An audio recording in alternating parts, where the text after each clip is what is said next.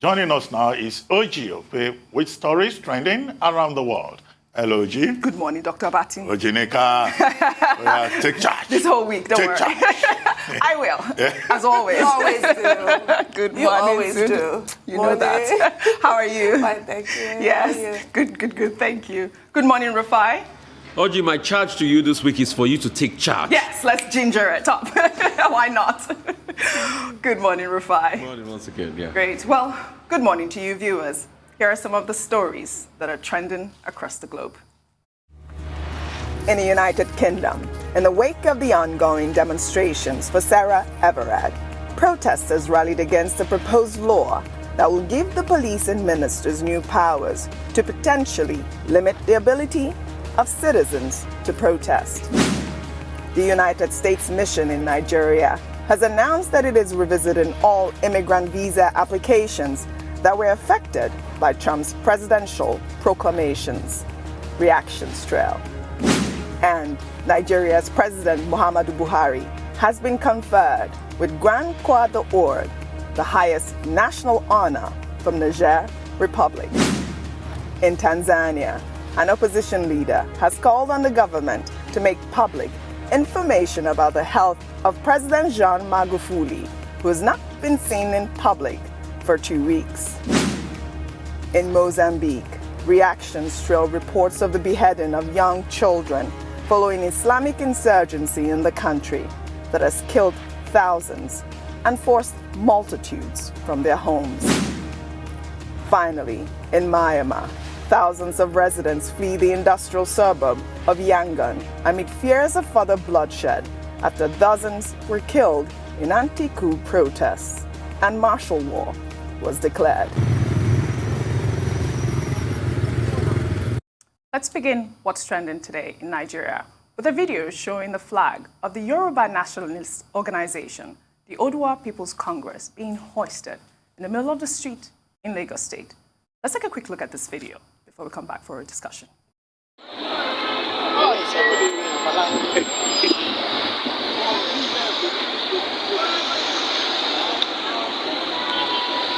Surulere, the 15th of March, 9:30 p.m. Surulere, 15th of March. Yoruba Nation flag. Yoruba Nation, you want flag up you. Ojo Agbe. Only yesterday we discussed Asari Dokubo's declaration of a new government, and now we are seeing this Yoruba nationalist flag being hoisted. It's happened in Surulere, I believe, a few days back. And for me, what I see is a struggle for liberation by the various groups. But, other analysts would say that, most of them are acting out of personal interests more so than the quest for liberation. I don't know what your take is. I wouldn't be that dismissive. I wouldn't dismiss them as acting out of personal interest necessarily. What I see this as is just a call for restructuring. Yeah. If we had that, we wouldn't have these mushroom situations. But I do wonder, what exactly is the significance of this hoisting of a flag in the dead of night? I'm not quite sure what that really means. But people are dissatisfied, plainly dissatisfied with the current situation that we are, the system that we're running, the unitary system that we're running. Why don't we just restructure already and just really give Nigeria a chance? It is not working. How we're doing it now. Well, anybody can carry a flag. Schools have flags. Some churches have flags. Individuals have flags. Individuals can come up with a flag. Associations sometimes have a flag that they carry about. What is important is, what is the meaning of it? What is the significance of it? Now, all the people who have been going about carrying flags should know that if they hoist a flag which violates the integrity of the Nigerian state or is presented as an assault on the sovereignty of Nigeria, then there could be adverse consequences. I think that is the clause that we should put there. You will recall that when the IPOB came up with a flag and they tied that flag to the politics of succession, the Nigerian state had no option but to go after them. And we criticized how the Nigerian state went about it because they presented it as if it was an act of provocation against the Nigerian state. Now, the Odua groups, the people are saying they want the Republic of Oduduwa. this is not the first time they were hosting the flag. Sometime last year in Iwo Road in Ibadan, a similar flag was put up along Iwo Road, again by unknown persons and at night. Now we have this at Surulere around Akirele, also done at night. So, well, I don't know. It's not as if it's an organized attempt to declare anything. No. Usually the people putting up these Oduduwa Republic flags, they don't often identify themselves. They just put up the flag and go away. Because perhaps they understand that if the significance is beyond that, there could be consequences, there could be sharp reaction from the Nigerian state. Now, what is inspiring this in Yoruba land, I think, was the move last year by the Yoruba World Congress, led by Professor Banji Akintoye, an historian, who led the move to go and register Nigeria with the unrepresented nations and peoples organization in Geneva, that's in Switzerland, yeah. Right? Yes. Right. And on the basis of that, when Professor Akintoye came back, he said, the identification with UNPO has now given the Yoruba people the right to have their own flag. But the thing to note is that the UNPO is just an NGO. It's not as if it's an organ of the United Nations, right? But as Tundo pointed out, you have many of these groups, even in Yoruba land, who are talking about what is wrong with Nigeria and who are taking symbolic steps, gestures, to prove that they are dissatisfied with Nigeria. Take the Yoruba World Congress or the Yoruba Youth Coalition or the Odua People's Organization. They're saying that they have the right to self-determination under the agreements reached during the constitutional conferences leading to independence in 1950. But the kind of self-determination that most of these Yoruba groups are asking for is self-determination within Nigeria, within a federal structure. They say Nigeria should be a federation. They don't want the 1999 constitution. They say Nigeria must be reorganized, to not use the word restructuring. But, they tend to throw the part of self-determination.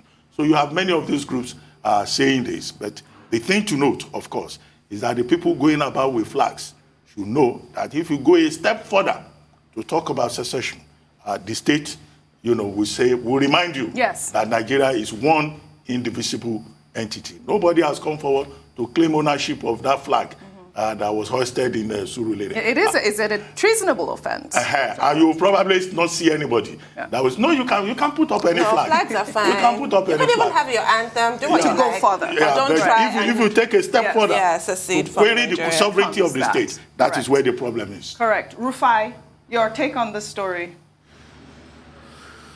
We should be very careful in this country, including those going to put up all sorts of flag. This country doesn't need this at this point in time. Like I said yesterday, can we talk? Yes. And I call on government and I call on every party responsible. This is the time to have a talk about Nigeria again. There are a lot of things that are not right. Insecurity is of the highest order. The governors are as good as lame duck. The country needs to be looked at again at reorganization. Different regions should be able to lead the way on how the economic prosperity should stand. Things I don't like. I don't see any reason why I collect VAT for people buying and drinking alcohol here, and the same VAT is given to somebody in Kano that doesn't believe in alcohol. These are the things I want to have a conversation about. But we shouldn't be fanning the embers of having a fight before we have a conversation. That's why we have sovereign national conferences. And when we have them, the government too should have the responsibility to effect what has been discussed, because the reason for this conversation is the furtherance of this nation. That's what I want. We want to have those conversations about how the country should be run. Regions should be able to generate their wealth and use their wealth for them. But let's not fan this bickering of division, because we are great as one big country together when we are organized and reorganized. Is this system working? Hell no. Hell no. So power should be devolved. That's the conversation we should put on the table. And the earlier we have it, the better it is for all of us. We've had it in the past. We had it in the past that led to state creation. 96, 97, we had conferences. We had it under, the last administration. But this tospe, as I call it, you are putting up flags here and there, you are causing chaos. I don't like that. Because once it blows up in our faces, nobody can sit down to stand a war. And a war will set this country backward 30, 40 years. Please. There are a lot of unwritten things people couldn't say about how the Civil War destroyed Nigeria. The animosity and the mistrust the Civil War built, we are still suffering it today. That was 50 years ago. Let's not set ourselves back. Should we have a conversation? Yes. Should we reorganize, restructure, rejig anything? Yes. Should the Constitution be more robust and inclusive? Yes. But should we be hoisting flags and be fighting here and there? No. All right, Rufai. We'll take another story. In Kaduna State, Nigeria, where the government has ordered the closure of all public and private schools in Kajuru Local government area in the wake of rising insecurity in the state. Last week, 39 students were abducted when gunmen invaded the Federal College of Forestry Mechanization. And days later, the abducted student appeared in a viral video on social media where they were seen being tortured by gunmen while appealing to the government to rescue them.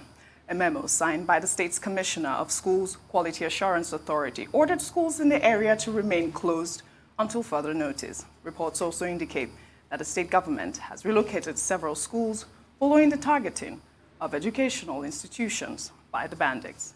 Well, as much as this is an effort to protect the children from being kidnapped, I see it as a submission by the state that the terrorists are achieving their aim. As you and I know, one of the ideologies is to shut down Western education. And we're seeing this happening. It's quite appalling that instead of protecting our children, we resolve to this. I mean, Kaduna State is now the latest state to join, I believe, Kano, Niger, and I believe Zamfara State to shut down schools in the north. Tundu. Well, yes, the terrorists can be said to be winning if you alter your lifestyle in according to their aims. But that said, this is the obvious solution at this point. Well, it's not a solution, the obvious measure to take. Because if they did not take the measure and more children were kidnapped, we'll all be here saying, why didn't they shut the schools down? So they had to. What I'm hoping is that this closure of all the schools in an entire local government, which I have to say is so sad, it's so horrific. What I'm hoping is that it does not mean that the children of Kajuru Local government have to stay at home. I'm hoping that they'll be absorbed in other schools that are safer for them to attend. That's the part that I would like to have clarified, because them staying at home is just really unacceptable. Yes, I believe so too. Well, Dr. Bati, before I take your comment, I guess we'll have to go on a short break. And when we come back, what's trending on the morning show? We'll continue. Stay with us.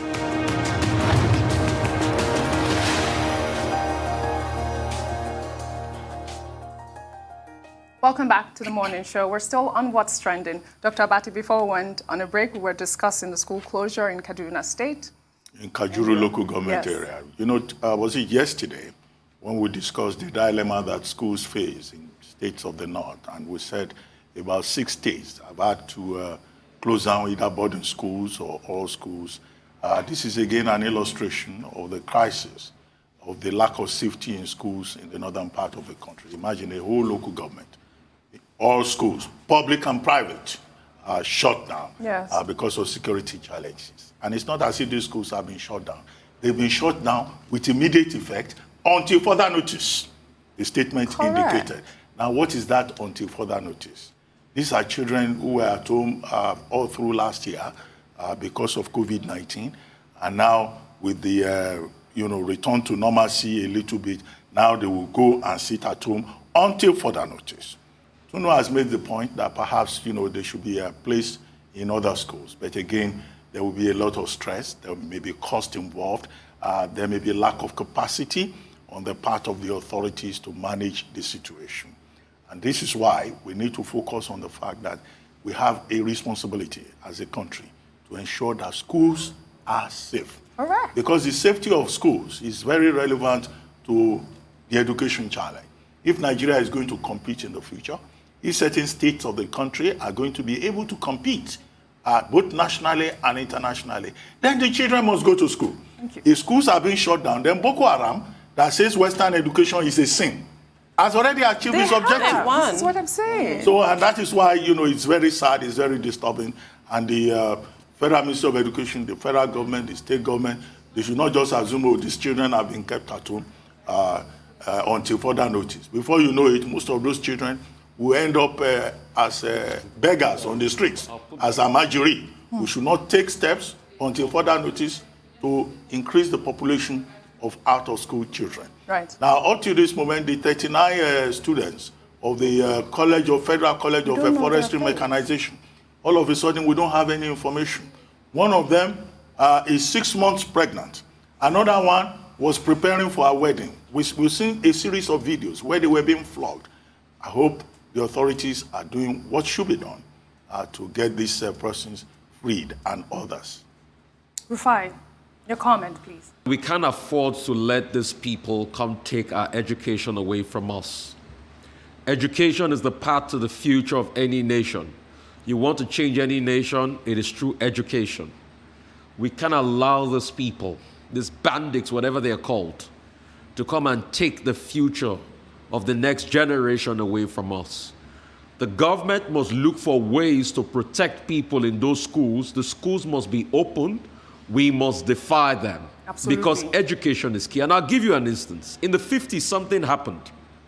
Amidst the race relations in America, there were about 11 children in a place called Arkansas. They wanted to go to school. But white people wouldn't allow them go to school because of the race relation between the black and the white and the black people. In a little place called Little Rock. Guess what the president then did in America? He told the National Guard to escort those students to school, to follow them to school, and they must stay in class. They became historical figures called the Little Rock Nine. So if the president of a country can ensure, because of race relations in America, that National Guard must follow the students to school, if it's for us to put soldiers in the schools as much as we can, Correct. they must go to school. Yes. We can't stop school. Well said. We'll take another story that's made the rounds. A bill seeking to empower the National Assembly to summon the president has passed the second reading at the House of Representatives. In December 2020, President Muhammadu Buhari shunned the summon by the House after Attorney General of the Federation, Abubakar Malami, said the National Assembly does not have the power to summon the president. The lawmaker sponsoring the bill, Sergius Ogun, during plenary, supported that claim, stating that no provision of the 1999 Constitution gives the legislative arm the power to summon either the president or governors on any issue. He hopes the amendment will ensure that leaders are held accountable on issues of national security and also uphold the doctrine of separation of powers. Tundu, over to you quickly. This is the beauty of a living constitution. And the doctrine of separation of powers, or as you've just said, in Nigeria is apparently the myth of separation of powers, the myth of co-equal arms of government. In Nigeria, the executive towers above the legislative and the judiciary. I think it's because of our abusive relationship with the military. We still have that hangover. We think in that way. There is absolutely nothing wrong for attempting to hold the president to account, because that is their job. They are the people's representative. If anybody is supposed to tower head and shoulders above the others, it should be the National Assembly, because they represent us directly. So this is, I think, I completely support this. And the Constitution should always be amended periodically. Right. It's not meant to be dead. Every so often, when you see loopholes like this, absolute debacle. And Dr. Sabati, thank you very much for restraining yourself. You did not tell me I told you so. Because, you know, I was so sure President Buhari was not the kind of person who would flake after committing. So thank you for that. So they're going to amend, I think, Section 143 of the Constitution, which is where the procedure is laid down for impeaching the president. Good point. Dr. Abati. Well, first, the gentleman that brought the bill is of the PDP, Sergius Ogun from Edo State. And I was so pleased to see that at the second reading of that bill, it got unanimous endorsement of other members of the House of Representatives, which means that there is a meeting of minds on that particular question of whether or not the president can be summoned by the National Assembly. And now the bill has been referred to the ad hoc committee on constitutional amendment. You recall that sometime last year, when the National Assembly asked the president to appear before it to talk about the security situation in the country, the advice offered by the Attorney General of the Federation, Abubakar Malami SAN, was that there is nowhere under the Constitution that the president can be compelled to appear before Parliament, and that he could only do so based on his own discretion. And examples were given from other jurisdictions, the UK, the United States, where presidents go before Parliament to give a State of the Nation account or to clarify certain things. So you now see the lawmakers in Nigeria saying that that would be a good way of deepening our own democracy, and the emphasis is on accountability. Correct. If anybody leads the country or represents the country in any capacity, that person is obliged to appear before the National Assembly. And I recall at the time, Senior Advocate of Nigeria, Femi Falana, quoted specific sessions empowering the National Assembly to summon anybody, including the president of the country. But now, perhaps the purpose of this amendment will be to write it out in black and white, to put it there very clearly, to amend, the relevant section to say, yes, the National Assembly may, as it deems to it, yes, invite anybody, including the president.